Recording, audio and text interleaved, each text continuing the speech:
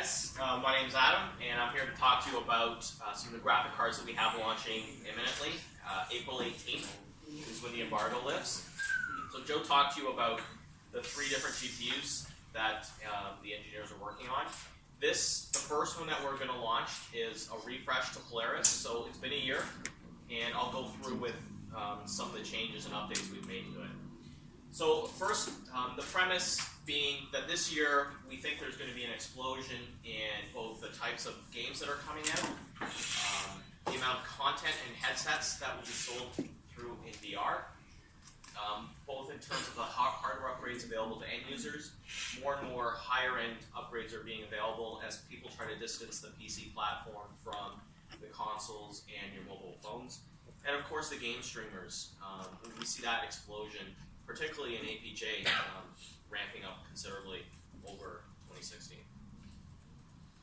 So when we look at the market, we have to really look at, we talked last year about the majority of the market, and we saw that about 10% of them upgraded with both our GPUs and the other competition GPUs. 10%. So the remaining 90% are still using 2+, 3, 4-year-old graphic cards. Of that, a certain section is more enthusiast-based, and that's what we're going to target with Vega. In fact, I would say that anybody who's upgraded last year, as well as those people spending a lot of money, that's where we're going to hit them with Vega. But the rest of the 80%, they're the ones that we're going to target with what we're branding the 500 series. So the main reason for this is a lot of these gamers who have these cards really aren't able to do all the greatest stuff with the newest games. They're not able to hit their 60 frames per second.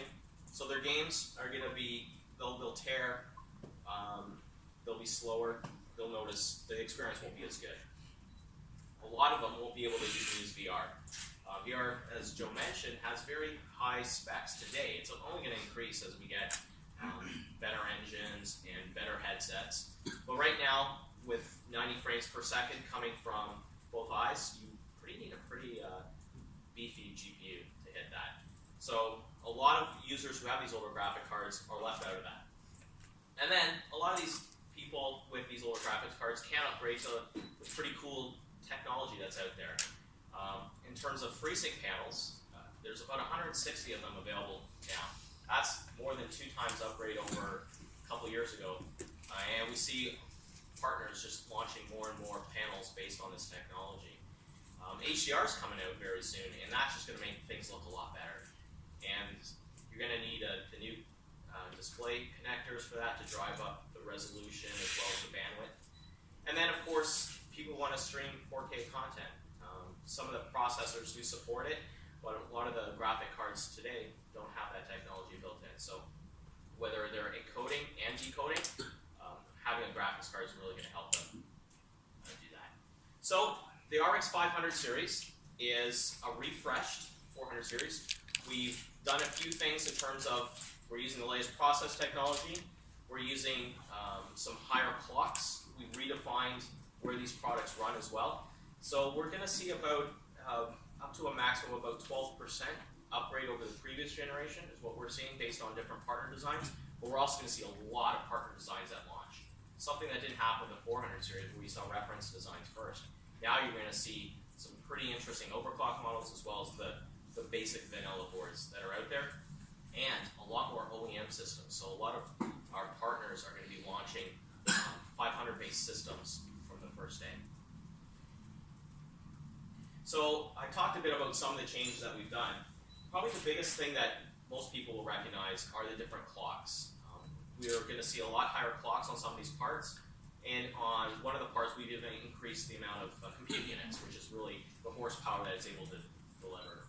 We've added some efficiencies in terms of idle as well as multi-monitor environments. So you'll see only on the 500 series some enhancements that have been done on those boards. And then I've, of course, talked about a lot of solutions at launch. So here I wanted to show an example of why streaming makes a difference on a GPU. If you've got a 4-thread CPU, today, when you're encoding at 1080p, playing a pretty intensive game, it's pretty choppy. Whereas on a GPU, on that same system, is able to deliver smooth gameplay. And Radeon Relive is our software that is included, that delivers this. It allows you to record up to 4K and includes the latest codecs and is optimized for our Radeon GPUs. We're also going to be talking a lot in the next few months about Radeon Chill. So launched in December as well, as Relive was. But we're adding 2 new titles this time, Dota 2 and League of Legends. These are the world's 2 most played games. And this technology allows us to run our GPU cooler. It runs with less power and is able to enhance the response time. The time that you do a movement in your game versus how the computer recognizes is actually lowered with Chill. So some enhancements there that we're able to deliver on the 2 most popular titles. So we're going to be launching 4 new cards, the 580, the 570, and the 560.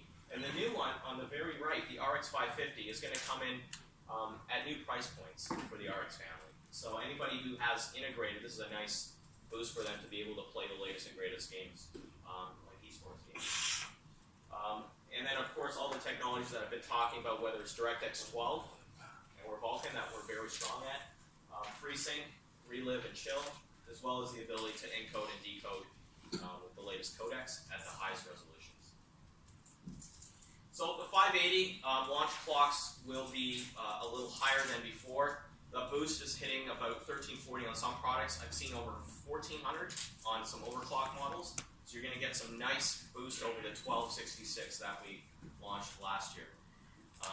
You'll also see these being VR Premium, which generally means you get over 90 frames per second in a lot of the famous VR titles.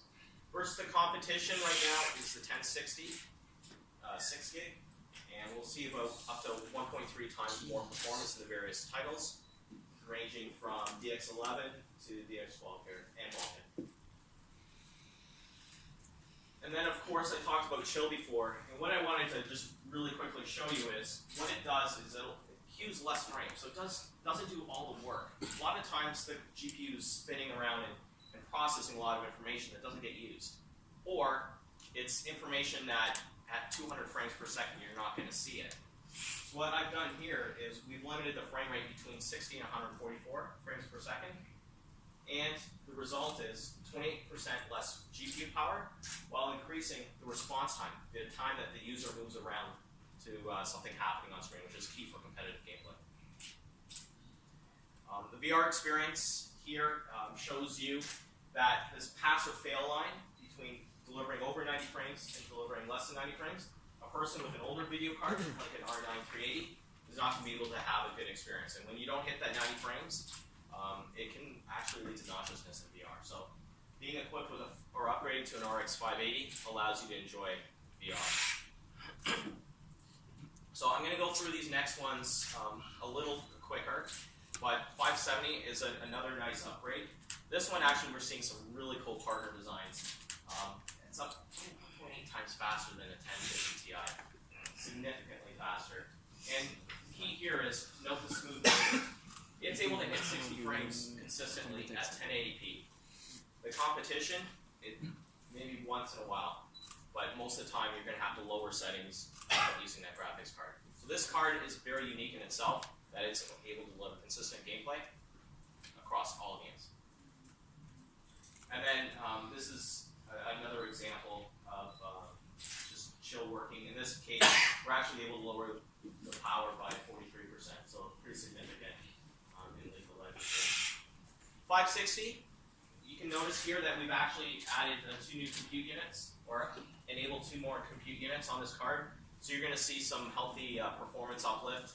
In this case, versus the 1050 in the latest titles, it actually performs quite well. We're seeing up to a 1.5x in some best cases versus the 1050.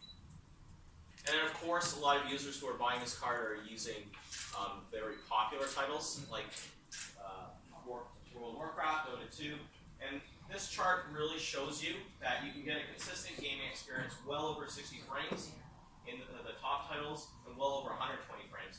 So this is 100% of the time that you're playing the game, this is where the frame rates are landing. Consistently a smooth gaming experience.